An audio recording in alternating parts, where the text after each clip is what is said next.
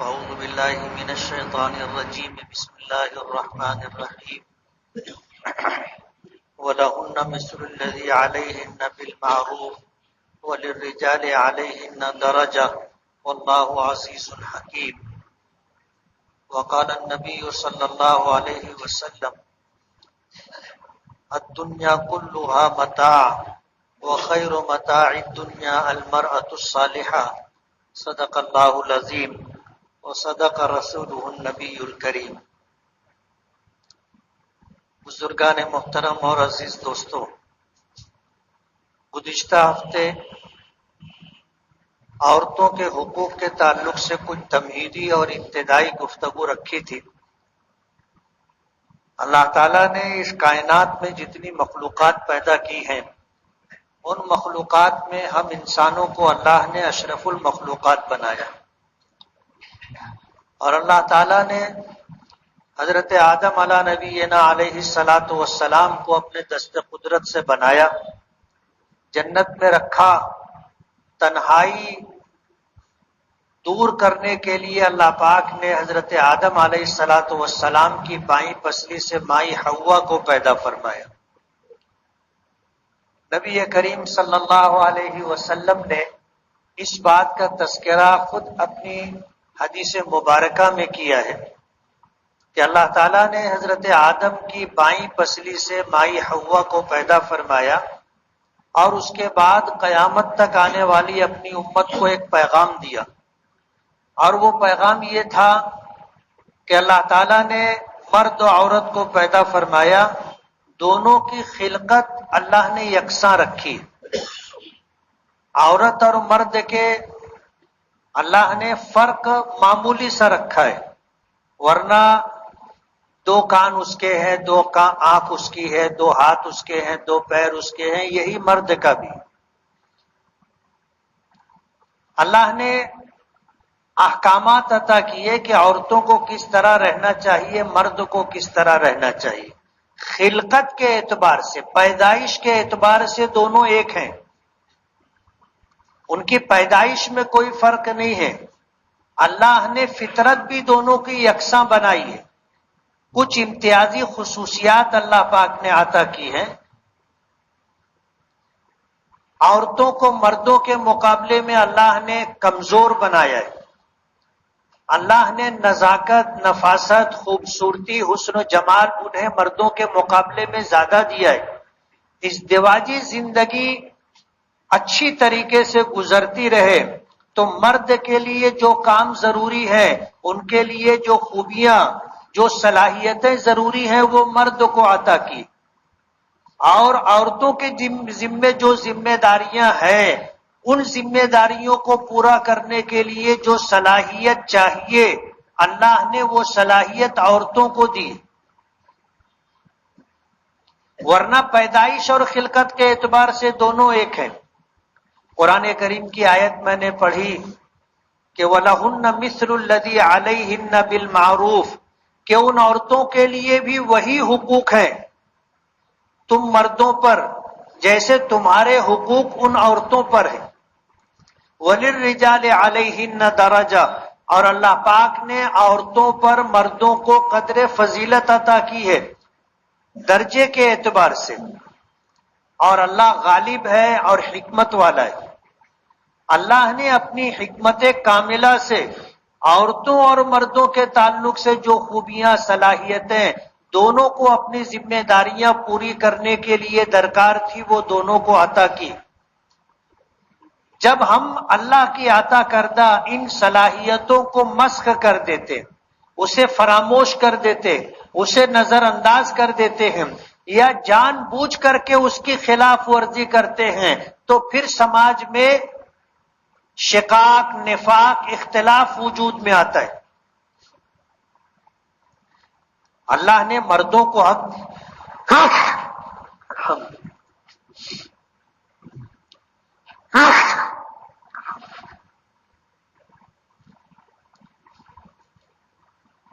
عورتوں کے ذمے جو حقوق ہیں مردوں کے، اگر عورتیں ان حقوق کو ادا کرتی رہیں، اور مردوں کے ذمے عورتوں کے جو حقوق ہیں وہ ادا کرتے رہیں، تو سماج اور معاشرے کے اندر کہیں کوئی اختلاف، جھگڑا، نفاق اور شقاق نہیں رہتا۔ یہ باتیں اور یہ خرابیاں اس وقت دکھائی دینے لگتی ہیں جب کسی ایک کی طرف سے حقوق کی ادائیگی میں کوتاہیاں ہونے لگتی۔ عجیب بات یہ ہے کہ آج ہمارے سماج اور معاشرے میں مردوں کو یہ پتہ نہیں ہے کہ عورتوں کے مجھ پر کیا حقوق ہیں، اور عورتوں کو بھی پتہ نہیں ہے کہ مردوں کے ہم پر کیا حقوق ہیں۔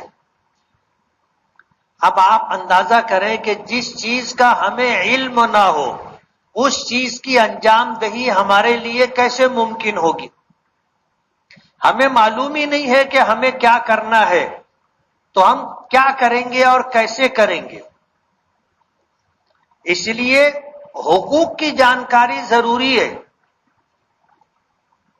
ایک مرد کو معلوم ہونا چاہیے کہ مجھ پر عورتوں کے کیا حقوق ہیں۔ عورتوں میں ماں بھی ہے، عورتوں میں بہن بھی ہے، عورتوں میں بیوی بھی ہے، عورتوں میں بیٹی بھی ہے، اور دیگر رشتہ داریاں بھی ہے، خالہ ہے، پھوپھی ہے۔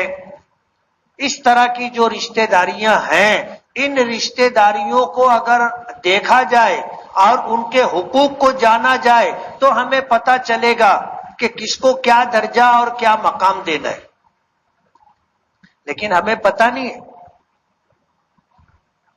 اسی طرح عورتوں کو بھی پتہ نہیں ہے کہ باپ کا حق کیا ہے، شوہر کا حق کیا ہے، بھائی کا حق کیا ہے، بیٹے کا حق کیا ہے، اور پھر جو رشتہ داریاں ہوتی ہیں ان رشتہ داریوں کے پیش نظر ہر مرد کا الگ الگ حق ہے۔ یہ ہماری ماؤں اور بہنوں کو پتہ نہیں ہے، اور ان کے ادائیگی میں جب کوتاہیاں ہوتی ہیں تو پھر اختلاف، جھگڑا، نفاق اور شقاق وجود میں آتا ہے۔ اسلام ایسا کامل و مکمل مذہب ہے کہ اللہ تعالیٰ نے اس میں یہ خوبی رکھی ہے کہ صبح قیامت تک انسانوں کے تمام مسائل کا حق اللہ پاک نے دین و شریعت میں رکھا ہے۔ صبح قیامت تک کس کا کیا حق ہے ہمیں قرآن بتاتا ہے، ہمیں حدیث پاک بتاتی ہیں، لیکن ایک مسلمان ہونے کے بعد بھی ہمیں پتہ نہیں ہے، اور ہم جاننے کی کوشش بھی نہیں کرتے کہ ہم نے کبھی اس بات کو محسوس کیا ہو کہ ہم سماج میں رہتے ہیں، اور سماج میں رہتے ہوئے مختلف لوگ ایک ساتھ رہتے ہیں، اور کہیں نہ کہیں ہمارا آمنا سامنا ہوتا ہے، اور کبھی نہ کبھی ہم لوگوں کو یہ احساس ہوتا ہے کہ ہمیں کیا کرنا چاہیے یا ہمارے ساتھ کیا ہونا چاہیے، اس بات کا احساس ہوتا ہے، لیکن اس کے بعد بھی ہم حقوق کو جاننے کی کوشش نہیں کرتے۔ فی نفسی عورت کے حقوق اگر دیکھے جائیں تو شریعت نے اس کو تفصیل سے بیان کیا ہے۔ سب سے پہلا حق اس کا یہ ہے کہ اس کی عصمت اور عفت کا خیال رکھا جائے، یہ حق سب سے مقدم ہے،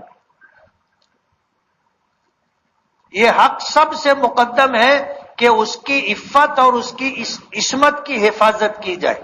نبی کریم صلی اللہ علیہ وسلم نے اپنے معمولات سے اس بات کو بتایا۔ فتح مکہ کے موقع پر نبی کریم صلی اللہ علیہ وسلم کے سامنے جب خواتین گرفتار کر کے لائی گئیں تو قبیلہ طے کی خواتین سامنے تھی۔ نبی کریم صلی اللہ علیہ وسلم نے ان عورتوں میں دیکھا کہ ایک بچی ہے جو بلوغ کی عمر کو پہنچ رہی ہے اور اس کا سر کھلا ہوا ہے، سر پر دوپٹہ نہیں ہے اور اس کے جسم پر چادر نہیں ہے۔ حضور پاک صلی اللہ علیہ وسلم نے اپنی چادر، اپنی کملی اپنے جسم سے اتاری اور کہا کہ اس بچی کے سر کے اوپر اسے رکھو۔ صحابہ کرام کہنے لگے اللہ کے رسول وہ مشرکوں کافر کی لڑکی ہے، بیٹی ہے۔ تو حضور نے فرمایا تھا تاریخ ساز جملہ کہ بیٹی کسی کی بھی ہو بہرحال بیٹی ہوتی ہے۔ بیٹی کسی کی بھی ہو، بہرحال بیٹی ہوتی ہے۔ اس جملے کا پس منظر ایک خاتون کی، ایک عورت کی عزت، اس کی عصمت اور اس کی عفت کی حفاظت سماج میں ہر مرد کے ذمے ہے، یہ عورت کا حق ہے۔ یہی وجہ ہے کہ زنا کی اتنی سخت سزا رکھی گئی ہے کہ آج دنیا اس کو قبول کرنے کے لیے تیار نہیں۔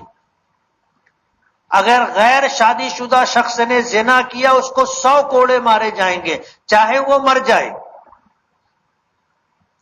اور شادی شدہ شخص نے اگر زنا کیا تو اس کو سنسار کیا جائے گا، یعنی اس کی جان اس طرح لی جائے گی کہ عام لوگ اس کو پتھر ماریں، اور اتنا پتھر ماریں کہ وہ مر جائے، یعنی مرتے دم تک اس کو پتھر مارتے رہیں گے۔ آج دنیا کہتی ہے اتنی سخت سزا۔ حضور پاک صلی اللہ علیہ وسلم نے اپنی موجودگی میں اس طرح کے معاملات میں سزا کا نفاذ کیا، سزائیں جاری کی۔ قیامت تک آنے والے انسانوں کو یہ کہنے کا موقع نہیں دیا کہ حضور کے زمانے میں اگر سزائیں نہیں دی گئی تو ہم کیسے دیں گے۔ عورت کی عفت اور اس کی عصمت کی حفاظت انتہائی ضروری ہے۔ ہر مرد کو اللہ پاک کا حکم ہے، قُل لِّلْمُؤْمِنِينَ يَغُضُّوا مِنْ أَبْصَارِهِمْ وَيَحْفَظُوا فُرُوجَهُمْ ذَلِكَ أَزْكَىٰ لَهُمْ۔ تمام ایمان والے مردوں کو، عورتوں کو اس بات کا حکم دیا گیا کہ اپنی نگاہوں کو پست رکھیں، نگاہیں جھکا کر کے رکھیں، اس ہر طرف نظریں گھما گھما کر کے دیکھنا یہ ہماری تہذیب کے خلاف ہے، شرعی احکامات کے خلاف ہے۔ مردوں کو حکم ہے، فرمایا وَيَحْفَظُوا فُرُوجَهُمْ، اپنی شرمگاہوں کے ساتھ ساتھ اپنے جسم کے ہر اس حصے کی حفاظت کرو جس سے سماج میں برائی وجود میں آ سکتی ہے۔ غلط جگہ پر نظر مت ڈالو، غیر متعلق لوگوں کی بات کان لگا کر کے مت سنو، کسی پرائی عورت کے بارے میں اپنی زبان سے کوئی بات مت کہو، ہاتھ اور پیر کا غلط استعمال مت کرو۔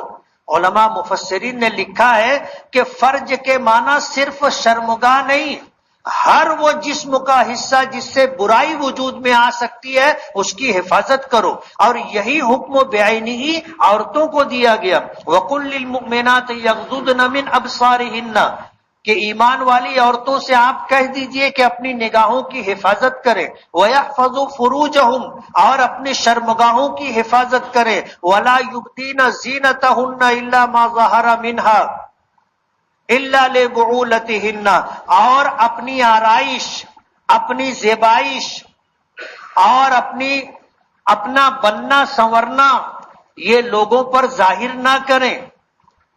آج بالکل اس کے برعکس ہے، گھر میں رہتی ہے تو شوہر کے لیے کچھ نہیں کرتی، لیکن باہر نکلنے لگتی ہے تو پھر اس کا بناؤ سنگار دیکھو آپ۔ اور یہ ہر ایک کے گھر کا مسئلہ ہے، صرف آپ کے گھر کا ہو ایسا نہیں، ہر ایک کے گھر کا مسئلہ ہے۔ اپنے شوہر کے لیے اس کو شریعت نے اجازت دی ہے، بلکہ پسند کیا ہے کہ شوہر کے ساتھ رہتے ہوئے اپنے آپ کو ایسا رکھو کہ شوہر کی تم میں رغبت رہے، اپنے آپ کو ایسا بنا کے مت رکھو کہ وہ پرائی عورتوں میں رغبت کرنے لگے۔ پوری تفصیل ہے، الا لبعولتہن، اپنے شوہروں کے لیے، باپ کے لیے، بھائی کے لیے، بچوں کے لیے۔ ظاہر بات ہے اگر جوائنٹ فیملی ہے، مشترکہ خاندان ہے، تو شوہر کے ساتھ بناؤ سنگار کا معاملہ الگ ہوگا، اور گھر میں رہتے ہوئے پھر باپ بھی ہے، بھائی بھی ہے، اور دیگر بھی جو ہے مرد اور بچے ہو سکتے ہیں، کچھ کے ساتھ پردہ ہے، کچھ کے ساتھ پردہ نہیں ہے، سب کا پاس و لحاظ ضروری ہے۔ حضور پاک صلی اللہ علیہ وسلم نے اپنی چادر عنایت کی کہ اس بچی کے سر پر رکھو۔ لوگوں نے کہا کہ اللہ کے رسول وہ مشرک و کافر کی بیٹی ہے، تو حضور نے فرمایا بیٹی کسی کی بھی ہو بہرحال بیٹی ہوتی۔ اللہ کے رسول صلی اللہ علیہ وسلم کو کسی نے بتایا کہ یہ قبیلہ طے کے لوگ خواتین ہیں، قبیلہ طے کی عورتیں، اور قبیلہ طے میں حاتم طائی مشہور نام آپ نے بھی سنا ہوگا، اس زمانے سے سخاوت میں اس کا نام چلا آ رہا ہے۔ حضور کے زمانے میں، زمانہ جاہلیت میں بھی اس کے باپ کا نام تھا۔ حضور نے فرمایا، اس بیٹی سے پوچھا کہ سنا ہے تیرا باپ بہت سخی، تو اس نے کہا کہ ہاں، میں اپنے قبیلے کے سردار حاتم طائی کی بیٹی ہوں۔ اللہ کے رسول صلی اللہ علیہ وسلم نے فرمایا کہ تجھ کو تیرے باپ کی سخاوت کی وجہ سے آزاد کرتا ہوں۔ یہ سب گرفتار کر کے لائی گئی تھی۔ حضور نے فرمایا تجھ کو تیرے باپ کی سخاوت کی وجہ سے آزادی۔ اس نے انکار کر دیا کہ میں اکیلے آزادی نہیں قبول کروں گی، اگر میرے قبیلے کی تمام عورتوں کو آپ آزاد کریں گے تو میں آزادی قبول کروں گی، ورنہ مجھے تنہا آزادی قبول نہیں ہے۔ حضور پاک صلی اللہ علیہ وسلم نے فرمایا کہ تجھ کو تیرے باپ کی سخاوت کی وجہ سے آزاد کرتا ہوں، اور تیرے قبیلے کی تمام عورتوں کو تیری انسانی ہمدردی کی بنیاد پر آزاد کرتا ہوں۔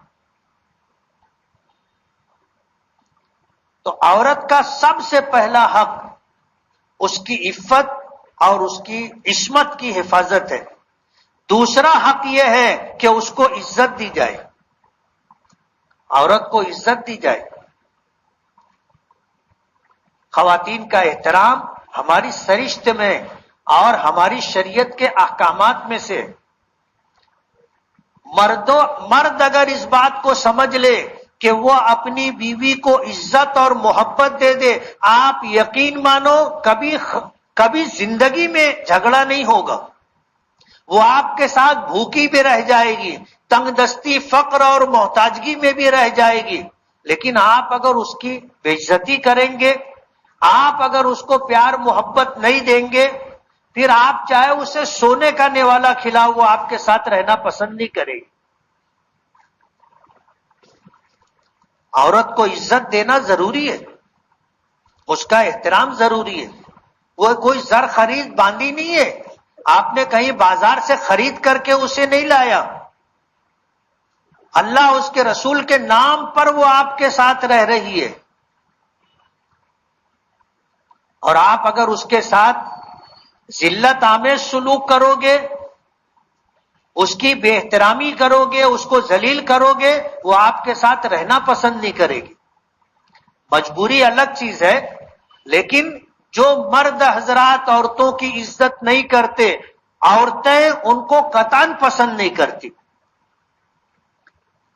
اب ان کی مجبوری ہے، جائیں تو کہاں جائیں، آپ کے نکاح میں ہے، آپ کے ساتھ رہنا ہے، لیکن دل سے آپ کو پسند نہیں کرے گی۔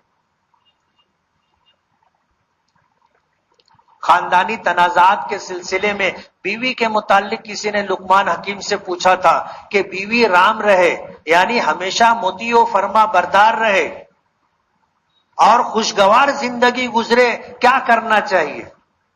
کہا کہ اسے محبت دو، عزت دو۔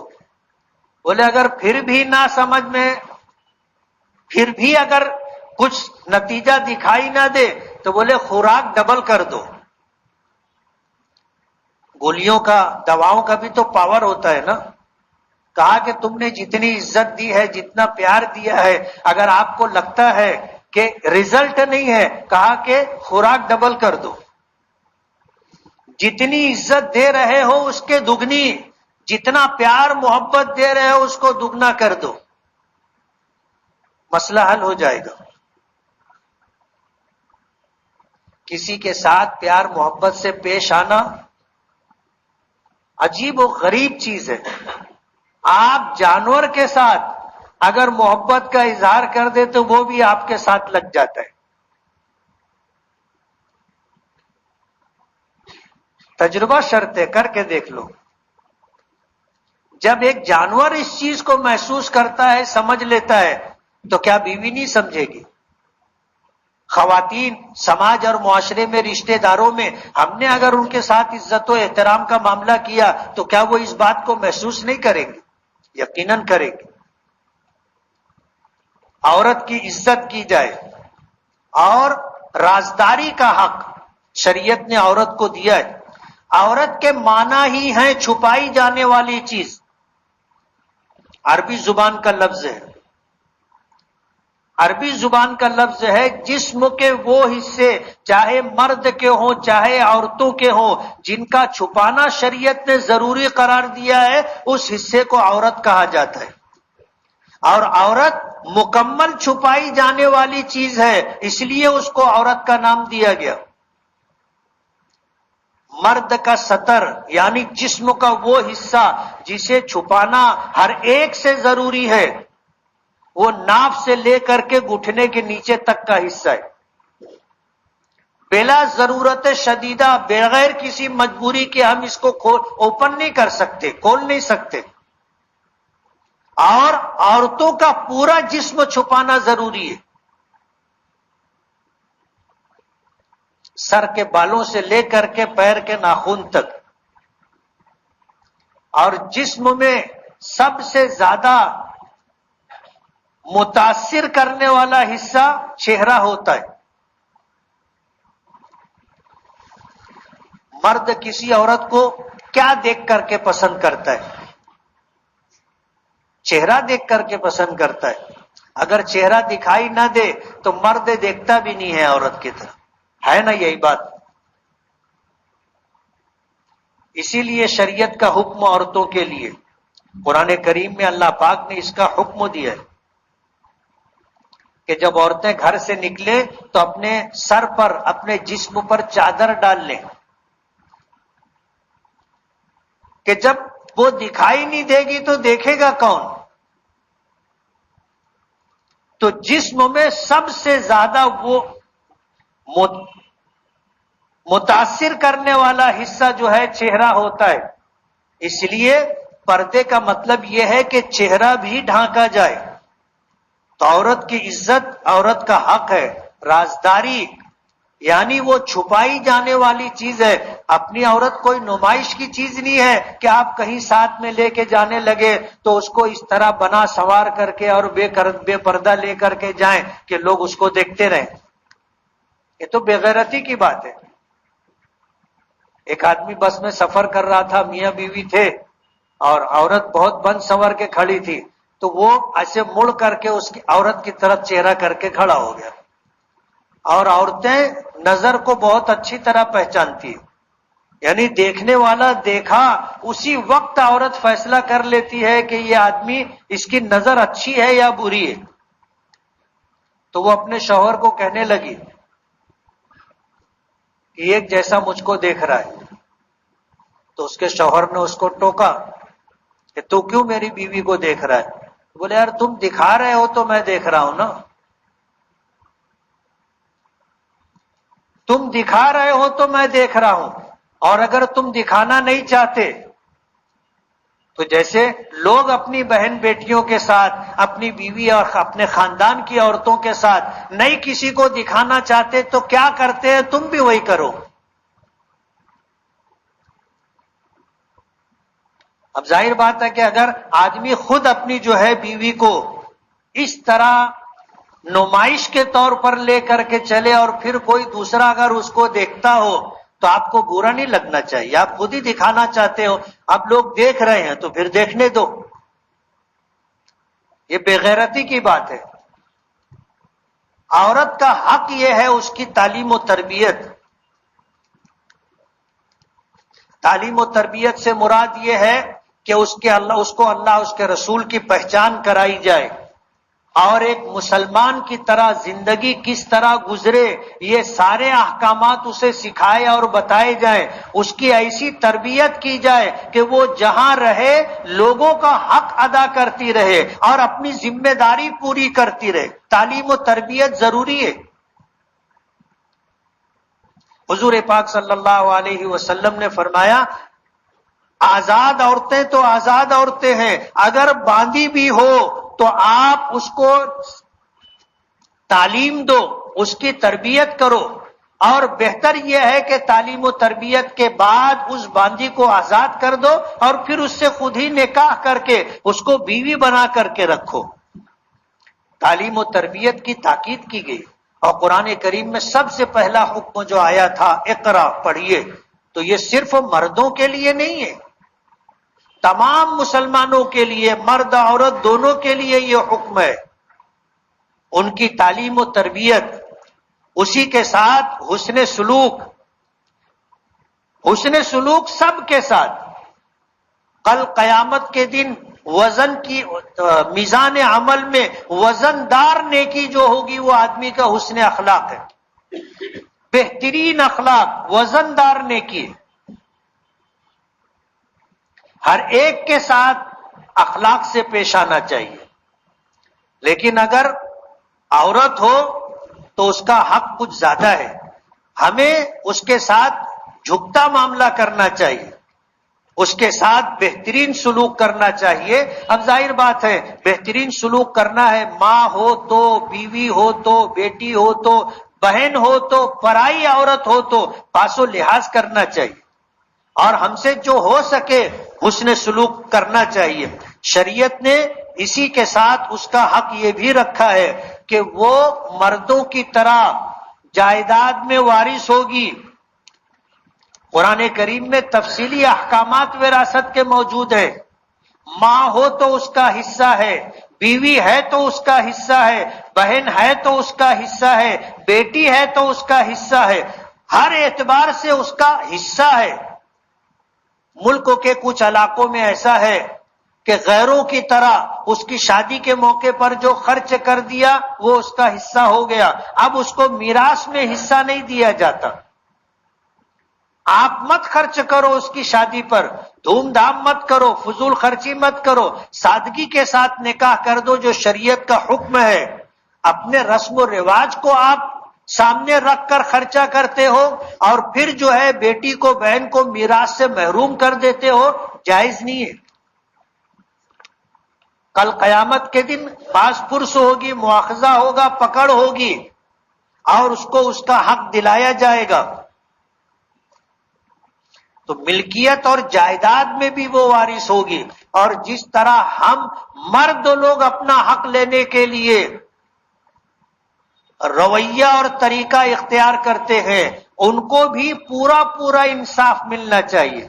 عام طور پر جائیداد میں عورتوں کو حق نہیں دیا جاتا، اور دیا بھی جاتا ہے تو مری مرغی دی جاتی ہے۔ جائیداد اور پراپرٹی میں جو لوگوں کے قبضے میں ہو وہ زمین اس کو وراثت میں دے دیتے، جو جائیداد پراپرٹی کام کی نہ ہو وہ بہنوں کو اور بیٹیوں کو دے دیتے، اور جتنے اچھے موقع کے پلاٹ ہوتے ہیں، زمین ہوتی، وہ خود رکھ لیتے۔ ناانصافی ہوتی ہے ان کے ساتھ۔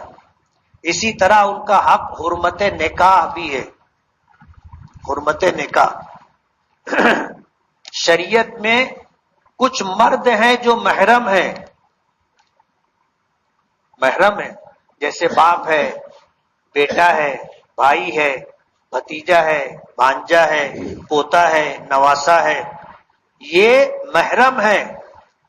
عورتوں کو شریعت نے یہ حق دیا ہے کہ یہ آپس میں نکاح نہیں کر سکتے۔ زمانے جاہلیت میں ایسا ہوتا تھا، لوگ ماں سے نکاح کرتے تھے، ماں سے مراد باپ نے جس عورت سے نکاح کیا اس کا انتقال ہو گیا، بیٹے اس سے نکاح کر لیتے تھے۔ شریعت نے منع کیا، جائز نہیں، حرمت نکاح کا حق دیا گیا۔ اور اسی طرح جو ہے پھر آپ کو پتا ہے کہ عورت ماں ہوتی ہے تو اس کا حق ہے، اس کے قدموں کے نیچے جنت ہے۔ بہن ہو تو اس کا اپنا حق ہے، وہ بھائی کے لیے غیرت ہے۔ بیٹی ہو تو وہ باپ کے لیے رحمت ہے، اور اگر بیوی ہو تو پھر وہ شوہر کی عزت اور اس کے سینے میں وفا کی بلندیاں ہیں۔ عورت کو یہ حقوق شریعت نے دیے ہیں اور ان کی پاسداری ضروری ہے. اگر ہم عورتوں کے حقوق کو ادا کریں، آپ یقین مانیں اسلام کی یہ وہ صفت ہے جو لوگوں کو اسلام قبول کرنے پر مجبور کر دے گی. آج دنیا مغربی تہذیب سے متاثر ہو کر سال میں ایک دن عورتوں کے حقوق پر ڈے مناتے اور انہوں نے عورتوں کو کوئی حق نہیں دیا. یہ ایک نمائش ہے بس. لیکن اسلام نے عورتوں کو حق نہیں حقوق دیے. اگر مسلمان مسلم خواتین کے ساتھ ساتھ غیر مسلم خواتین کا جو حق بنتا ہے عورت ہونے کے ناطے، اگر وہ حق آپ دو گے وہ ہلکا بگوش اسلام ہو جائے گا. اتنا متاثر ہوں گے لوگ کہ آپ کا یہ عمل انہیں اسلام میں لانے کا ذریعہ بنے گا، اسلام کا تعارف ہوگا. لیکن مصیبت یہ ہے کہ ہم کو ہی نہیں معلوم کہ عورتوں کا حق کیا ہے. اس لیے ضرورت اس بات کی ہے کہ ان باتوں کو پیش نظر رکھا جائے، عورتوں کو ان کا حق دیا جائے، پاس و لحاظ رکھا جائے، شریعت نے جو احکامات دیے اس کی پاسداری کی جائے. ایک اچھا سماج، ایک اچھا معاشرہ وجود میں آئے گا. اللہ ہمیں عمل کرنے کی توفیق دے.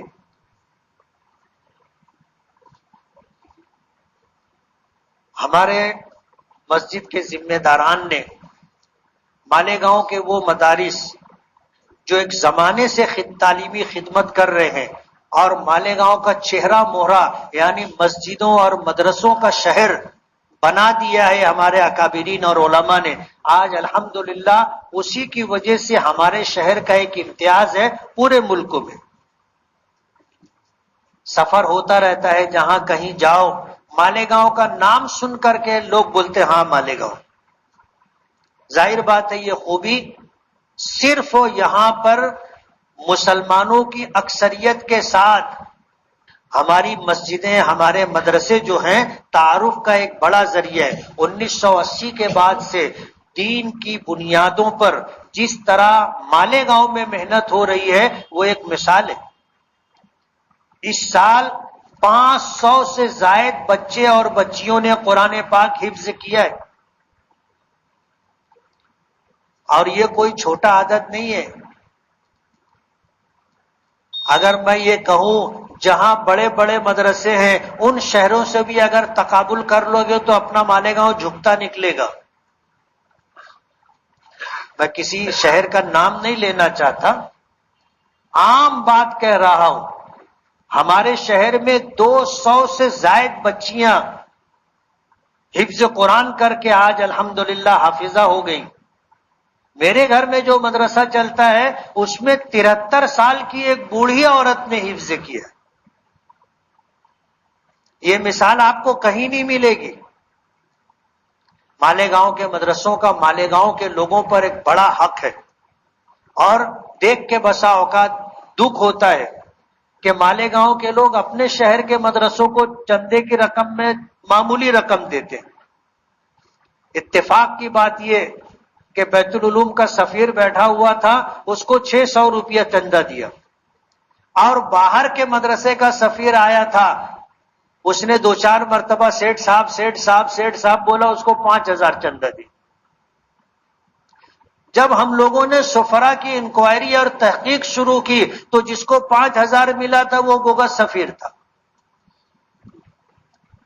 جن مدرسوں کو تم نے دیکھا نہیں ہے، جن کے بارے میں آپ کو تحقیق نہیں ہے، کم سے کم ان کے مقابلے میں آپ ان مدرسوں کو جن کے قیام پر ایک لمبا زمانہ گزر گیا، آپ کے شہر میں وہ دینی تعلیم کی خدمت انجام دے رہے ہیں، آپ کے تعاون کے اصل حقدار وہ ہیں. مسجد کے ذمہ داران نے طے کیا کہ ہر مہینے میں 1 ہفتہ کسی بڑے مدرسے کے تعاون کے لیے وقت مقرر کیا گیا، جمعہ مقرر کیا گیا. مسجد کے لوگ اپنی مسجد کا چندہ نہیں کرتے. آپ نے دیکھا ڈبہ نہیں گھوما ہوگا ابھی، بہت سارے لوگ ڈبے میں رقم ڈالنے کے لیے انتظار کر رہے ہوں گے. آپ سے گزارش ہے کہ آپ جو تعاون ہماری مسجد کا کرتے ہیں اور الحمدللہ بڑا تعاون آپ کرتے ہیں، ہم آپ کے شکر گزار ہیں۔ 20-25 ہزار روپیہ چندہ صرف جمعہ کی نماز میں ہو جانا ہماری مسجد کی خصوصیت ہے، اور اس کے لیے ہم آپ کے شکر گزار ہیں۔ اللہ آپ کو اس کی جزا دے گا، اصل کمائی یہی ہے۔ اس لیے ہماری آپ سے یہ گزارش ہے کہ ابھی جمعہ کی نماز کے بعد دارالعلوم محمدیہ جو اپنے شہر کا قدیم ادارہ ہے، جہاں سے بچے حافظ و عالم بن کر کے نکلتے ہیں، اور پورے مہاراشٹر کے اندر کہیں نہ کہیں وہ لوگ اپنی خدمات انجام دیتے ہیں، اس ادارے کے اساتذہ، وہاں کے ذمہ داران چندے کے لیے آئے ہیں۔ آپ اس ہفتے کا چندہ جو مسجد کو دینے والے ہیں آپ ان کو دیں، اور مدرسہ ہے اس کے لیے اچھا تعاون کریں۔ ہماری مسجد کی یہ خصوصیت بھی ہے الحمدللہ، جب مدرسے کا تعاون ہوتا ہے تو بڑھ چڑھ کر کے تعاون کرتے ہیں۔ گزشتہ مہینہ 13 جنوری 23 کو مدرسہ معہد ملت کا ٹوٹل چندہ 60,000 روپے سے اوپر ہوا تھا، اور یہ کم ہوا تھا۔ اس سے پہلے جو چندہ ہوا تھا وہ 1 لاکھ روپے سے اوپر ہوا تھا۔ 10 فروری جمعہ کو مدرسہ اسلامیہ کا چندہ ہوا تھا 76,000 روپے سے زیادہ ہوا تھا۔